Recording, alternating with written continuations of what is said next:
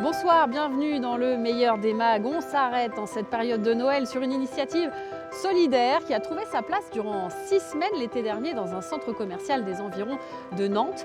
Des personnes en situation de handicap ont récupéré des invendus et les ont transformés en jus et en gâteaux revendus sur place. Une démarche de lutte contre le gaspillage alimentaire, une démarche solidaire et d'insertion. Un reportage de Vincent Rénal et Gaël Daragos.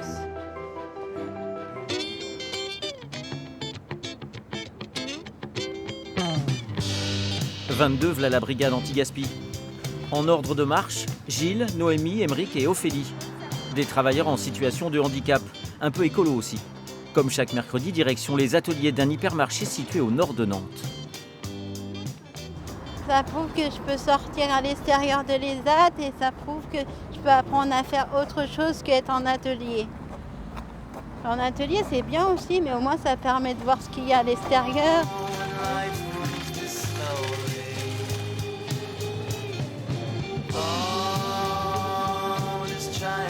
Une brigade avec son uniforme, ses tocs Un bisou à la famille. et une mission encadrée par l'association Handicap Solidarité Travail. Sauver des fruits et légumes trop abîmés pour rester en rayon, mais bien trop beaux pour être jetés à la benne. Chaque semaine, cette grande surface donne entre 50 et 100 kilos de produits frais à la brigade. C'est vraiment top. Comme on fait des jus fruits et légumes, donc là on a des poivrons et de l'ananas ici pour faire un jus poivron ananas, donc c'est super. Qui c'est qui veut faire les pommes?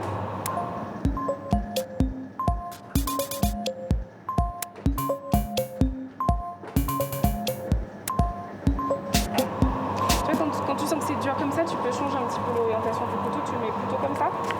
Hop. Pour Ophélie, tout est nouveau. C'est sa première journée au sein de la brigade. Je suis contente d'être ici, au moins ça m'apprend à couper des légumes avec des boras parce qu'à la maison j'en coupe jamais. Et là au moins ça me permet d'apprendre pour plus tard quand je vais prendre mon indépendance, mon appartement un jour.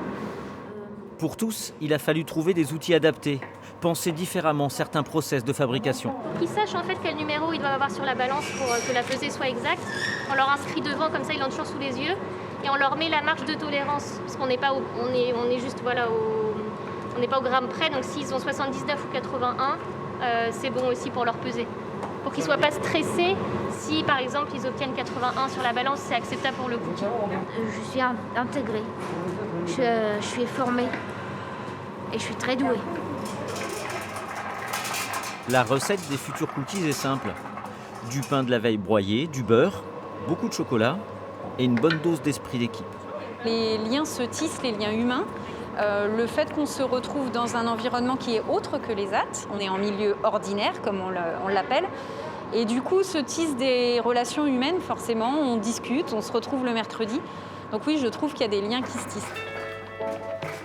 La suite logique, ce sont des gâteaux tout chauds et des jus de fruits originaux pressés à la demande, en vente à l'espace snacking du magasin, lequel se transforme pour quelques heures en un lieu de vente anti-gaspi et solidaire, unique en France. Les invendus alimentaires n'ont pas fait un seul kilomètre. On réduit le gaspillage alimentaire, on est sur une fabrication très locale, artisanale, de bonne qualité, etc. On est sur de l'inclusion de personnes en situation de handicap et je trouve que quoi de mieux que de travailler devant tout le monde et avec tout le monde. Et donc toute cette démarche-là, elle est très positive. Donc si elle peut fonctionner sur un magasin comme le mien, je me dis qu'elle peut fonctionner sur un autre magasin.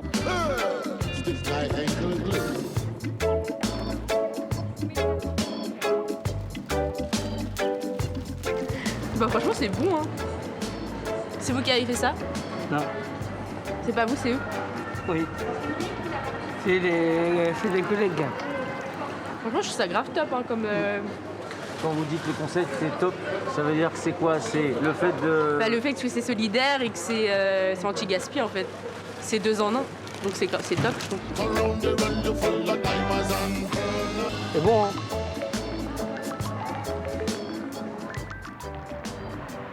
Trouver sa place dans le monde du travail, évoluer, progresser. C'est tout l'enjeu de ce genre d'expérience qui permet à ces salariés extraordinaires de sortir un peu des établissements médico-sociaux. Vous avez besoin de rien là pour l'instant? Des il y en a, des livrets il en reste, c'est bon. Très bien, bon bah super. C'est bien de voir aussi quelquefois autre chose que notre boulot, le lieu habituel.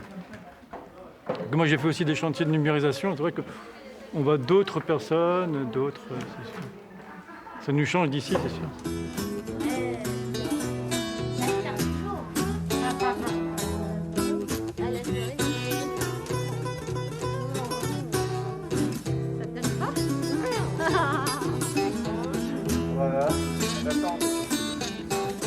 Savoir qu'ils peuvent revenir en atelier, c'est quelque chose aussi d'important pour eux, pour plein de raisons, de revoir les collègues, parce qu'on est sur une activité qui fatigue un petit peu, donc on a l'atelier est une forme de repli aussi à un moment pour revenir dans un environnement connu. Donc on fait les choses de manière graduelle, mais effectivement, plus on a de monde à l'extérieur aujourd'hui, plus ça a cet effet d'entraînement auprès des autres. L'ADAPI de Loire-Atlantique accompagne vers l'emploi près de 3000 personnes en situation de handicap. Des missions effectuées la plupart du temps dans ce genre de structure. La loi de 87 oblige les entreprises de plus de 20 salariés à embaucher au moins 6% de travailleurs handicapés. Mais le taux de chômage de cette population reste démesuré, à plus de 15%.